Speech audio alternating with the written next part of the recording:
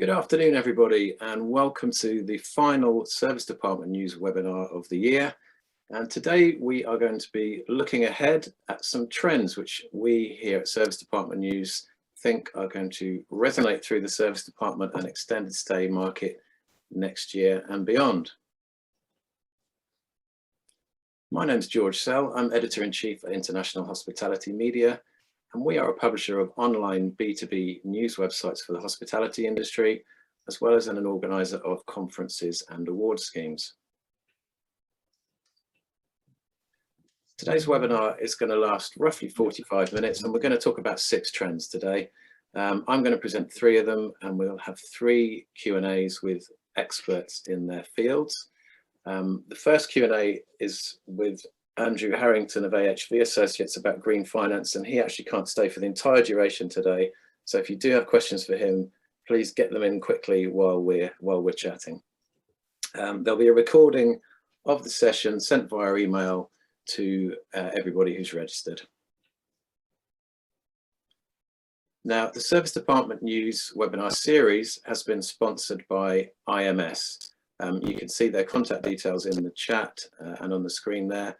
And we're just going to see a quick video to find out more about them.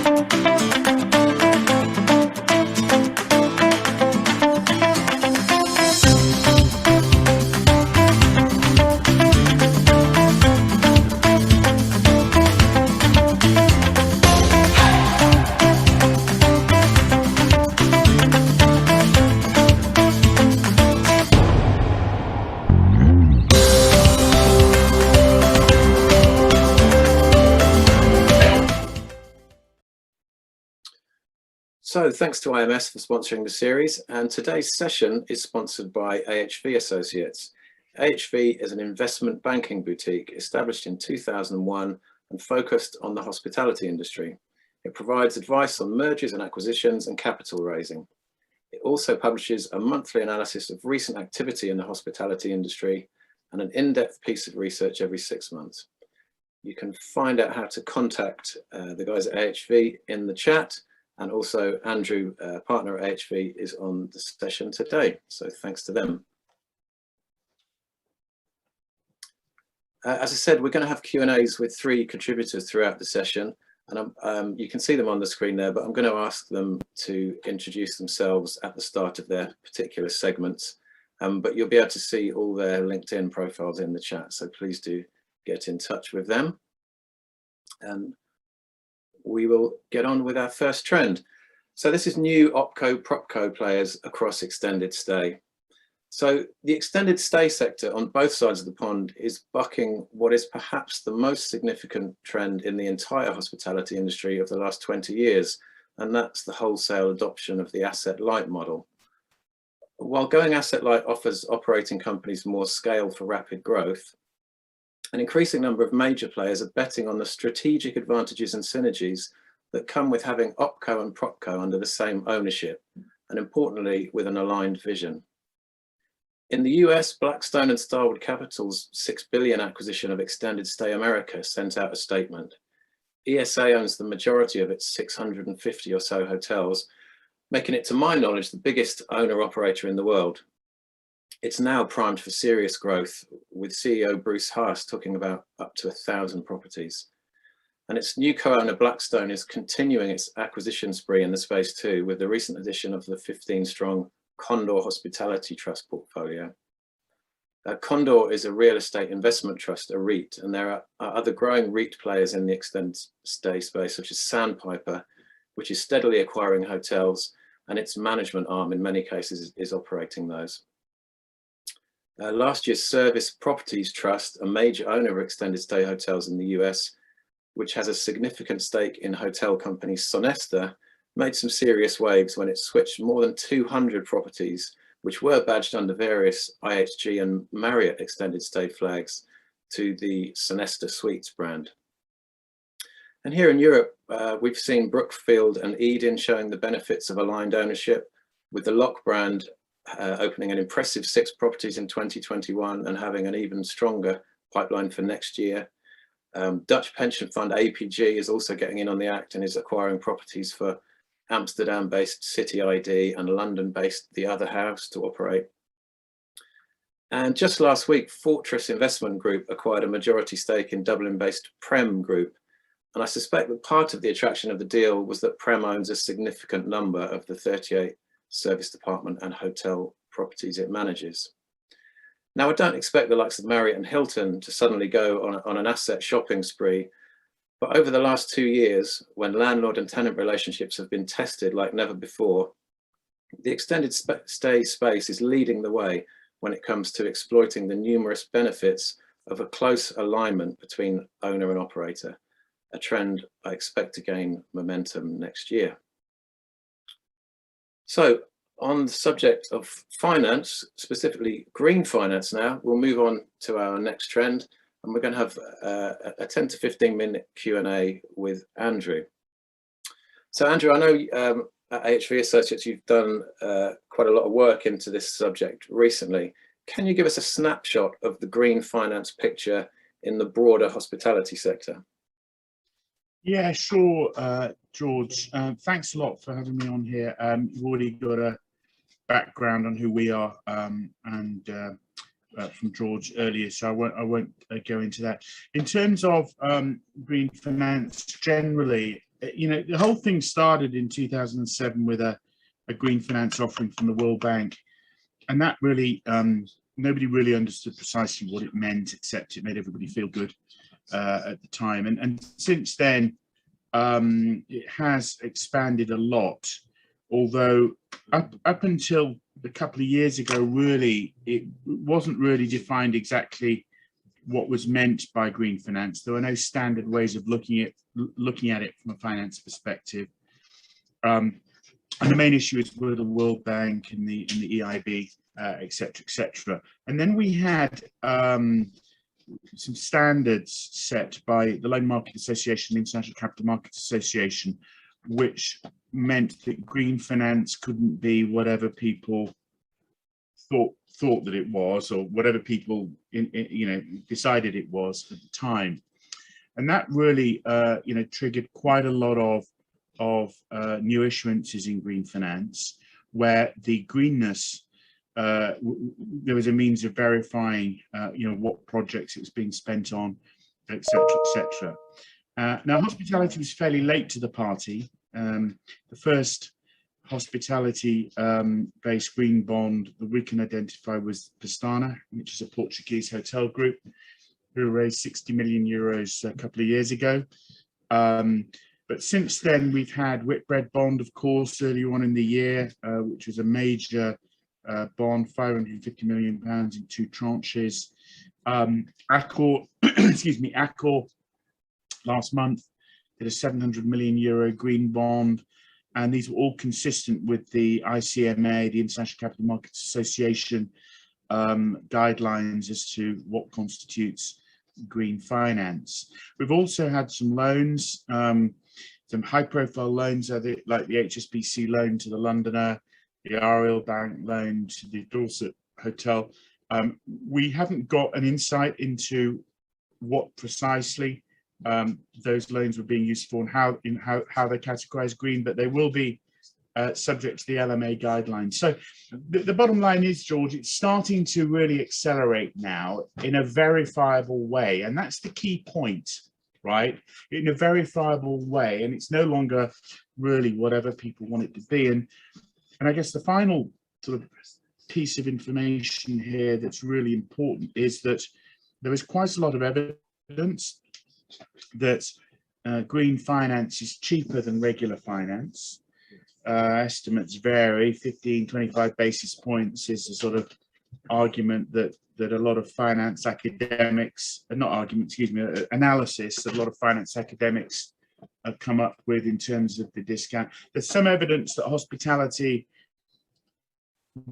premium, as it's called, the lower borrowing costs higher for hospitality, and that would make sense, wouldn't it? Because hospitality is exposed to the ESG phenomenon, and the reason why is because end user, at the end of the day, demand comes from consumers. It might come from consumers traveling somewhere and wanting to stay in a hotel and wanting something that's green, or it comes from corporates whose customers demand that they adhere to ESG, the ESG agenda in terms of where their people stay. So on the revenue line, it's very, very exposed to consumer sentiment.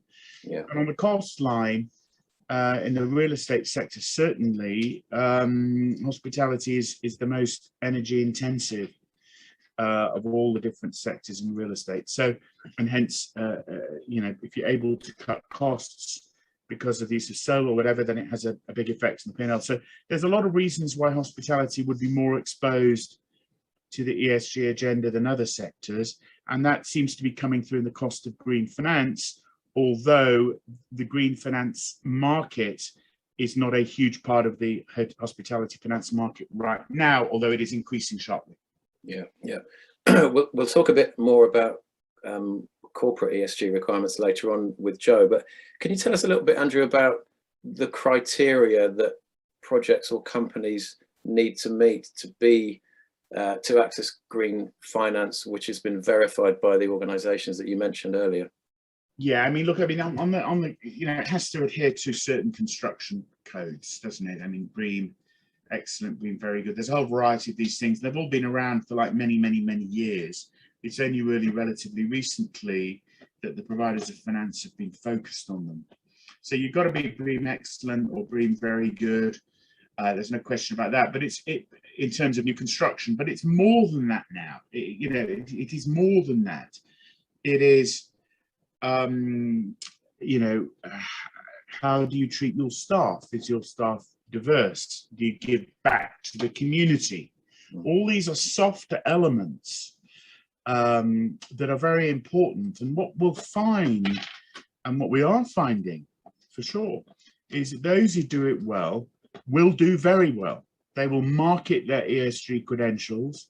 They will get higher ADRs, higher occupancies, lower borrowing costs, lower yields.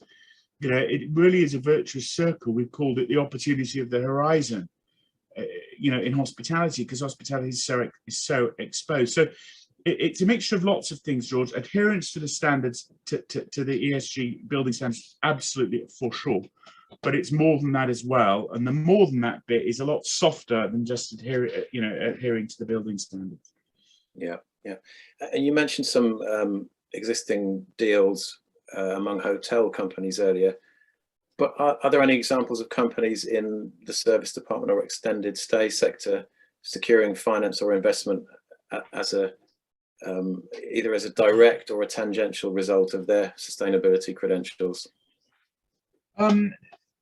There's been no landmark publicised deals, but certainly beyond Apart Hotels, which is a company founded by James Fry, who is really a pioneer in this space in Switzerland over the last 10 years. He's been able to raise some finance from Vengrove, it's a private equity company, and he is certainly expanding a lot. Room 2 itself, now Room 2 is owned by family, and it does not have to publish any information at all on where their financing comes from. But they are, again, with Beyond, they're very much a pioneer in this space, and they're expanding substantially as well. And I would expect to see, frankly, a lot of activity in the green finance market for the extended stay, as the Americans would call it, service departments, part hotel space, over the course of the next year, because, of course, that space is expanding a lot. Yeah. And that requires finance. So what would be the basic points that you would advise owners and operators in the service department space to do to access this green finance and ESG investment? Well, if it's new build, right, then go over the top, right? So if you're thinking of doing green very good, do green excellent, and really and give back to the community. I mean, in a public way, right? Ensure that when you hire employees, etc., you go over, you ensure that it's a diverse group, etc., etc. You've got to tick all the boxes. A lot of this stuff people do in any case, but and that's great. But marketing it is going to be the key, right? You're going to market it. You've got to let people know, because if people know your cost of finance will be lower, your ADRs will be higher, your occupancy will be higher. It's a virtuous circle, and there's a lot of money to be made around this. And the key driver of all this, is return on capital, right? Your return on capital will go up a lot if you do the right things, and you tell people you're doing the right things. Yeah, great stuff. Thanks, Andrew. Andrew's going to be with us for a little while longer, but not until the end of the session. So if you do have any questions for him, please do submit them in the chat. Okay, let's move on to our next trend, which is the extended stay build to rent crossover. Now, I think there is an intriguing overlap between some of the more progressive build to rent operators whose main focus is offering residential rentals, which are their tenants' main address, and the mid to long stay element of the business travel market, which has traditionally gone for service departments. Fizzy Living, for example, has introduced minimum lengths of stay from as little as 3 months. It owns and operates 7 locations in and around London, and it's also partnered with a payment technology provider called Flatfare to offer tenants deposit-free renting. So this puts Fizzy Living's offer squarely in the project work and relocation arena, and I think we'll see a big move among build-to-rent players next year to focus on corporate tenants. Fizzy Living is also reportedly an acquisition target for US multifamily giant Greystar, and if that deal were to go ahead, it would give Fizzy Living access to a huge corporate travel client base. I also can't help thinking that the skill sets involved in managing service department buildings and build-to-rent assets are very similar, and I'm surprised that more companies haven't followed the example of Native, which began life as an apart hotel operator, but now has a far bigger build-to-rent presence than it does in the service department space. Native now has more than 3,500 build-to-rent units either under operation or in development. And with an increase in mixed-use projects, which include both build-to-rent and hospitality uses, it makes sense for an operator to be able to manage both. Of course, there are examples of this already. Cheval's Three Keys property by Tower Bridge in London has separate wings with C1 and C3 planning consent, and it caters for both long-term residents and short-stay apart hotel business. And I think that's something we will be seeing more of, not just next year, but over the next few years. So on to our next trend, which is about consolidation in the agency space, and we're going to have a chat with Alex from Silverdor. Alex, welcome to you. Do you want to introduce yourself quickly? Yes, thank you. Yeah, I'm Alex Neale. I've been at Silverdor for 12 years now. Silverdor, if you don't know who we are, is a wholly independent global service department agency. And by independent, we mean we don't own or manage any service department stock. We were established in 2000, and on the trend topic, we acquired Citybase in 2016 and the apartment service earlier this year. Since 2018, I've been the group head of partner relationships, and I take responsibility for Silverdor group brand's global supply chain of property operators. Thanks, Alex. So, as you mentioned, in the last year or so, we've seen Silverdor acquire the apartment service. We've also seen National Corporate Housing take on Bridge Street's agency business and several other additions. So, do you think this is the start of a big movement? Are we going to see more such deals in 2022? It's a good question and hard to answer to some extent. I think it's likely that such processes have been accelerated in the last 18 to 24 months because of the pandemic. And I also, but equally, I think it was inevitable that as the market matured, we'd see that agency market move towards fewer larger players, much like it has done already in the relocation market or the travel management market, or even in online travel agents. And I think it's pretty good for the customer as well, generally. You might argue that less choice could be a bad thing, but it's a much less complicated marketplace to understand now. And the stronger competition from fewer, better players leads to healthy market conditions where we all strive to improve our service. I'm not saying we're fighting like cats in the bag or anything, but at least everyone's forced to stay competitive. Mm-hmm. Many recent moves have involved an operator agent split, and as such were the ones the ones you highlighted. At Silverdor, we've always been under the fundamental belief that agency and operator businesses don't fit together.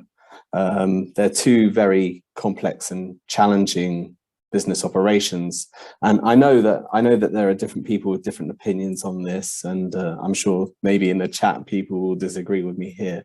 But for us, we've always felt that of the hybrid examples out there, they're always really good at one side of the business, but or another side of the business, but rarely excellent at both.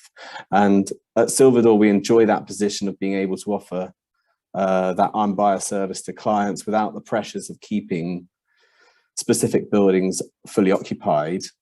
Going back to your question about what happens in 2022, well, I think it really comes down to the performance of the sector and the path of the pandemic. We've always, we're having little wobbles here and there. If things get really wobbly, I think it's likely to force more people's hands and probably increase the process of consolidation, particularly if people are borrowing and investing aggressively.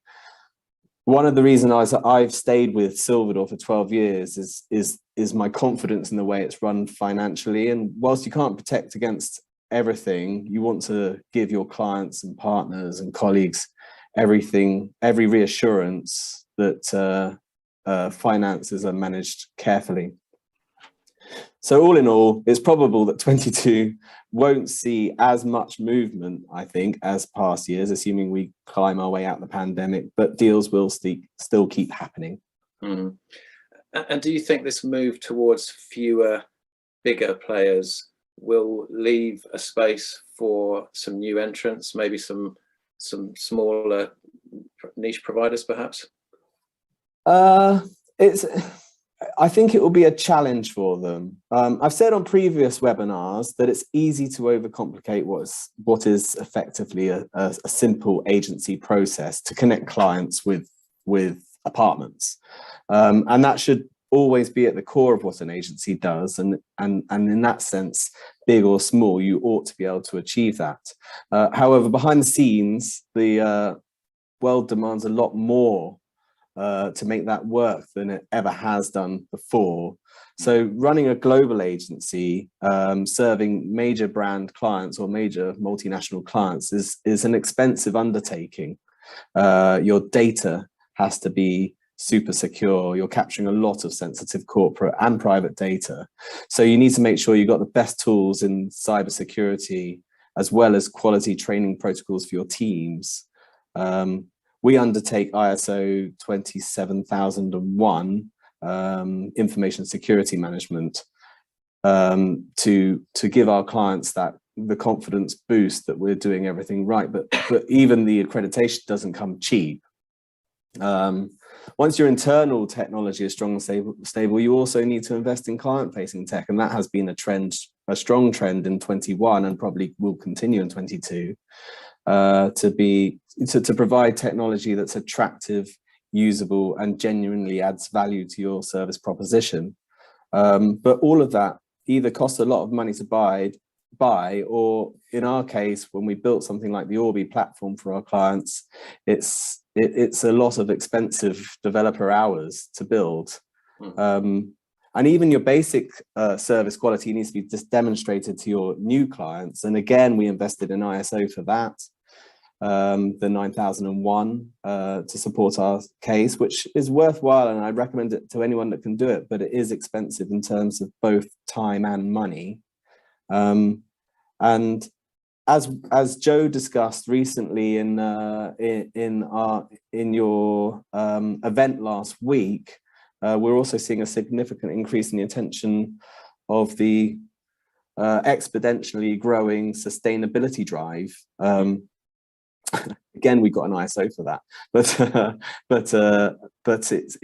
there's so much more that needs to be done in that space, that it's going to need a significant investment from anyone. So it all feeds back to why there's been such consolidation. So you have to ask yourself what newer entrants can achieve those things, and you'll definitely need a fair amount of capital and probably a lot of experience too.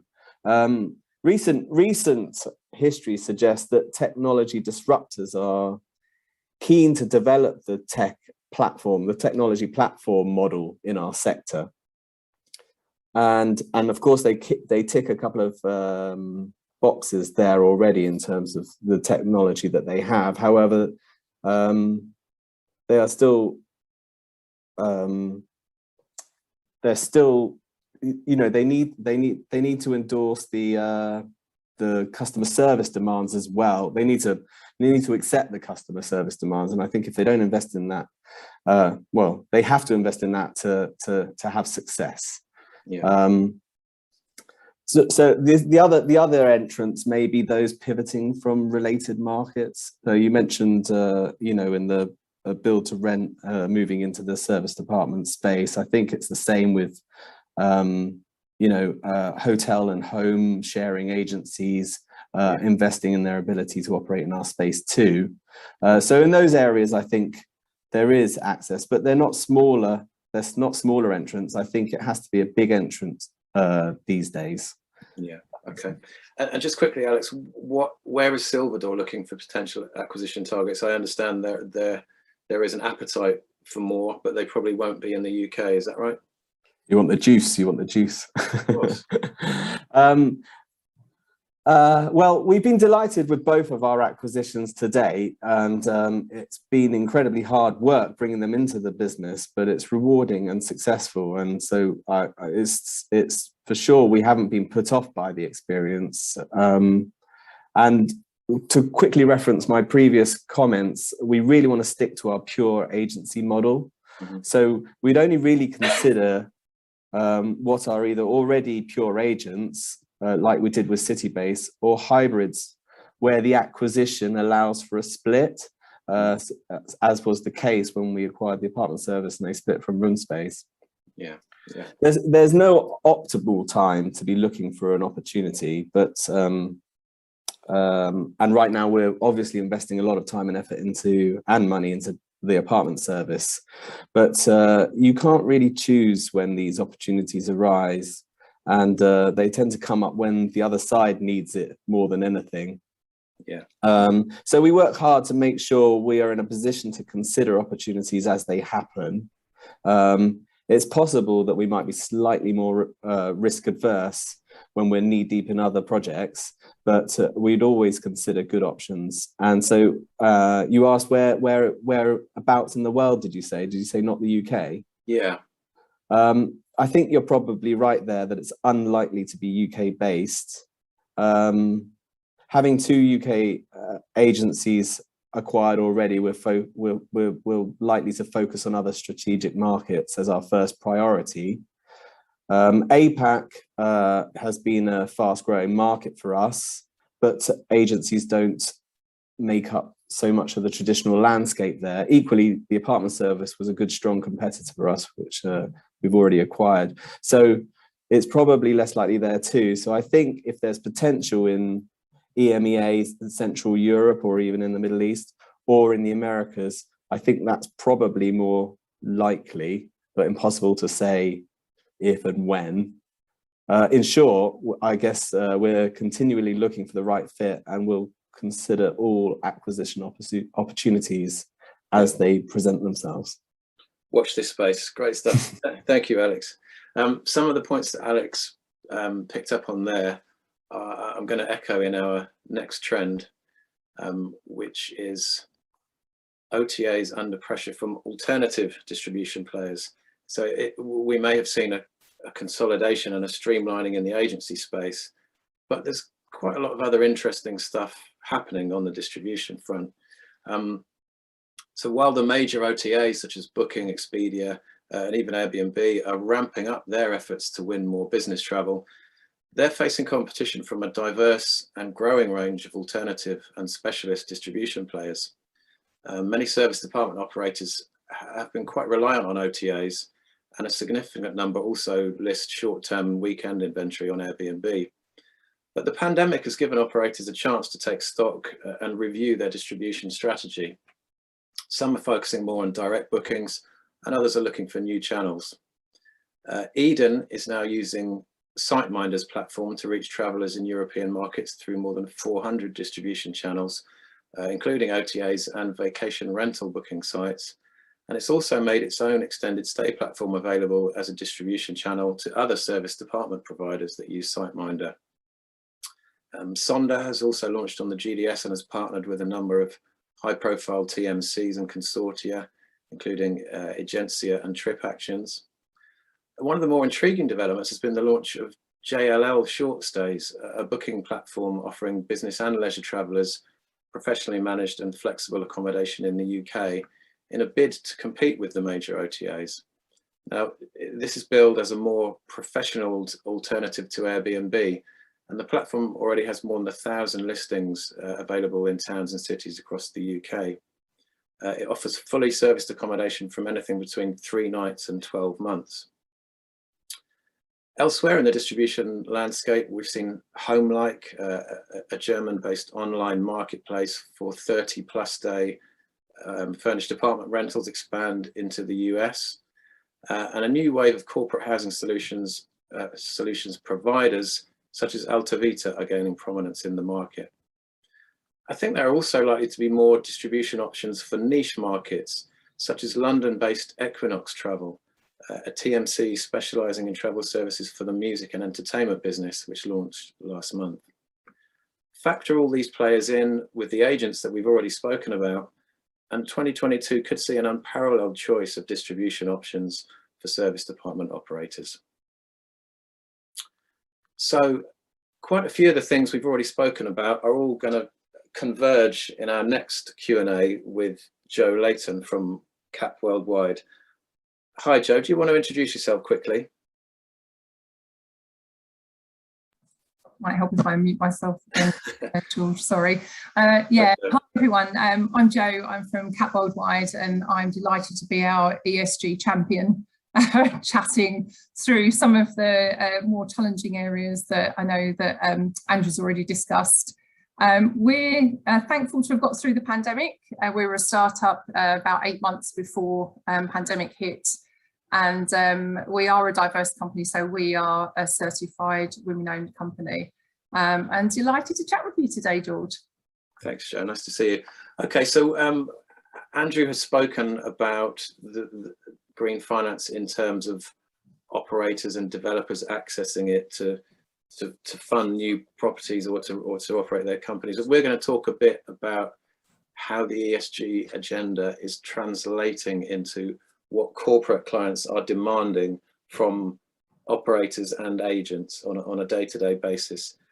So Joe, how do you see corporate travel buyers' ESG related demands growing over the next year when it comes to accommodation providers?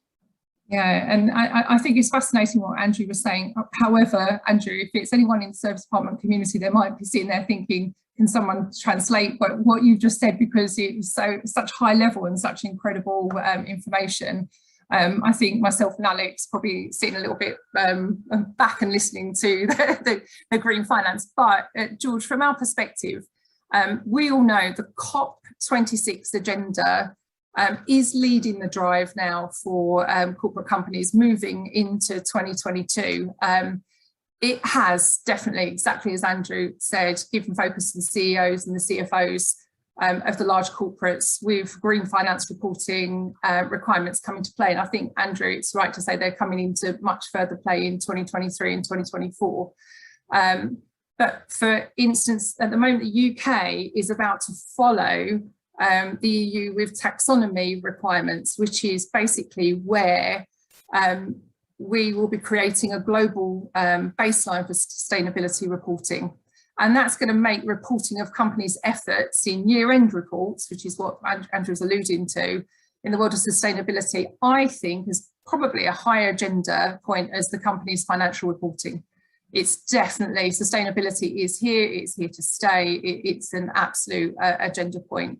And with the green finance roadmap, which is asking corporates to disclose their percentage revenue, and the reason why I'm telling you this, it will make sense when I get to explain to you, but the percentage of revenue, either in OPEX, CAPEX, and anything that's related to the green criteria, they're going to be looking for people to use to create the transition plans and stewardship across their businesses, which is going to get picked up by the travel buyers and by procurement teams in travel, definitely, because we sit across the key P&L areas that negatively impact on emissions, sadly, including corporate real estate services, which in a lot of companies is where the corporate accommodation travel sits. So we know this is going to be a massive high agenda point for the travel buyers as they sit down and receive the plans for next year that trickle down through their organisations. So this is a high awareness for us in the second tier, and I know Alex is going to agree with me here, is such a high awareness in the second tier sustainability. So as well as their own company sustainability, they're now going to be, anyone working with the travel team or in procurement is going to be asked to support giving that information back, and that's where we as an agent, along with companies like Silverdor, come in. So travel buyers are going to rely on us now to provide this support when the baton's been passed to them, and we're going to need to report on the spend in the sector and how we manage our supply chains moving forward, especially 2022, 2023. They are very aware, their CEOs and CFOs have identified their spend as creating emissions, which is what is causing higher scrutiny of business trips. For instance, the length and frequency of trips. Are they business critical? Should there be more approval processes? CEOs and CFOs became accidental savers, didn't they, over the last couple of years, last 2 years especially. And because of the pandemic, they're now going to be reluctant to return back to where they were in 2019. They don't want to have the same emissions. So they're moving slowly forward in business travel, not so slowly, however, in relocation. And I think Alex would agree with me there. Relocation travel continued to be quite buoyant. Business travel disappeared completely across some major markets. But with buildings, George, with buildings and travel being two of the highest carbon challenges for our stakeholders in these businesses, the supply chain is going to become an agenda point for their green criteria. Yeah. Agents, platforms, aggregators, all of the above that you just went through pre our chat. And we are the agent in this discussion, but they need to take the responsibility and, importantly, the accountability. And that's where, as an agent, is probably better than a platform, because we can actually give back that information and we understand what you're looking for. And we need to, we need to endeavour to provide sustainable options to the buyer or to the traveller wherever possible and wherever appropriate. Yeah. But that's obviously going to change a lot. As I understand it at the moment, Joe, then a travel buyer will come to you with a tick list of, we'll use the term sustainable, a sustainable wish list, Yep. and then the onus is on you to vet your accommodation providers to make sure that they meet those criteria. Is that right? Yeah, 100%, 100%. When you think about it, our role in ensuring that we meet these buyer needs now is in helping to manage their spend, their stakeholders and their travellers. This is going to remain, we've always done that, and that remains now critical for us all in 2022. But how does that work for us is quite interesting. This is where, and I agree 100%, and it's sad that I have to say that I agree 100% with Alex. He's one of my biggest competitors, obviously, but this is 100% where accurate reporting, great partnerships, excellent collaborations is now required between agents and operators across our sector to support sustainable development. We, the third parties and the agents, are really the conduit to get your green credentials, the operator green credentials in front of the buyer and traveller. We need to be educated by the operators now as to what they're doing and how they're doing it. So agreeing 100% with what Andrew was saying about, you know, the marketing is important, but actually I would rather call it education and information rather than marketing. Because I think everyone's been talking about the greenwashing, so that's not an area we want to go into. But at the moment, what I would say as well is, and I said this last week, George, at the moment, traveller choice trumps sustainability. So travellers are just choosing, not necessarily asking too much about sustainability. Mm-hmm. But this will not be the case in the future when every employee has a stake in the company's deployment of green, their personal agendas, and then global goals that have been shared. And I know that last week, Alex and I were lucky enough to take part in a sustainable development discussion focused around the UN and 2021 goals, 17 goals, where we need to provide commitment globally and together towards that. So that's going to be really, really interesting for us as we move forward. Mm-hmm. And presumably these, the travel buyers wish list is only going to get longer as ESG requirements become stricter. Mm-hmm. So in your experience, how far down the road is the service department sector generally in responding to what is needed? Is there still a lot of work to do?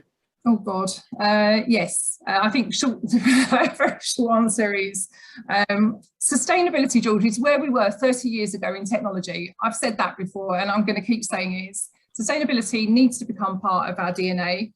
And there's going to be a lot of learnings for us as along that route. It's an interesting route to travel, but it's one that we're on all at the moment. And how we report on ESG has not yet been truly defined, and that's exactly what Andrew was referring to. There's definitely some naivety across our sector with regards to what even economic, social, and governance means, and predominantly that's because we're a relatively small industry. For instance, how many of the service department companies or operators are listed, and Andrew went through quite a few of those, didn't he? And knowledge and understanding of how we will future-proof our environmental impact has been an agenda point for many, many years, previously known as CSR, corporate social responsibility. But what is new is that this is now a universal agenda for us. And with the scale and ambition to work in collaborative partnerships, we need to work together with all countries and stakeholders and agents and operators to basically implement these incredible plans that are going to hit us over the next 2 to 3 years. For me, personally, I think that the biggest emission, and I'm sure that everyone will agree with this, is in our buildings that we have in our industry. And don't underestimate the risk of driving aesthetics over sustainability and infrastructure. For operators, for a lot of our operators that Alex and I use in the industry, if you're leasing units, this is a challenge as you've got less influence over your building management and therefore your emissions. Owners of buildings and investing in future infrastructure is the key to reducing emissions. We all know writing off emissions is a stopgap. The real need is to make positive reductions and changes. Definitely. And when you're vetting accommodation providers, Joe, presumably the environmental performance is probably the easiest one for you to quantify. There are all these schemes that Andrew mentioned earlier, BREEAM and LEED and these things. So you can kind of, it's not too much of a struggle to find out how a building is functioning. But presumably now that the ESG wish list also goes further and looks at things like employment practices, equality and diversity, this kind of thing. So how do you go about measuring an operator's performance in that field? That must be much harder to quantify. Yeah, it absolutely is. And of course, I was saying last week that I had a meeting with a large corporate bank, and one of the biggest things that they brought up as a major issue, and it hits the S in ESG, was they were asking how the impact is of how we manage our policies and processes through, for instance, modern slavery. And modern slavery is not something that we would think that would be hitting us in 2022. It's sort of something that you've got a policy for. Everyone checks to make sure that their suppliers are doing the right thing.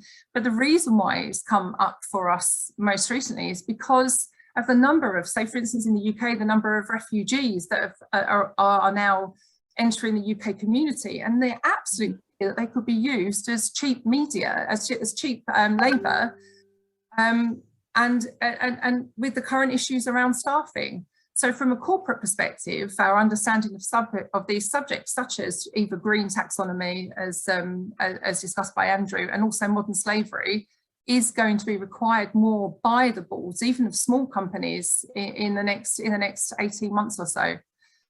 I absolutely agree as well. I'm going to go back to what Alex said. Another key point as an agent is that we have responsibility to kind of mediate, and I'm going to say, in the increasing post-COVID guest issues that we're experiencing as an agent at the moment. We have multiple times now where we're struggling to achieve the service levels of 2019 from an operational perspective, i.e.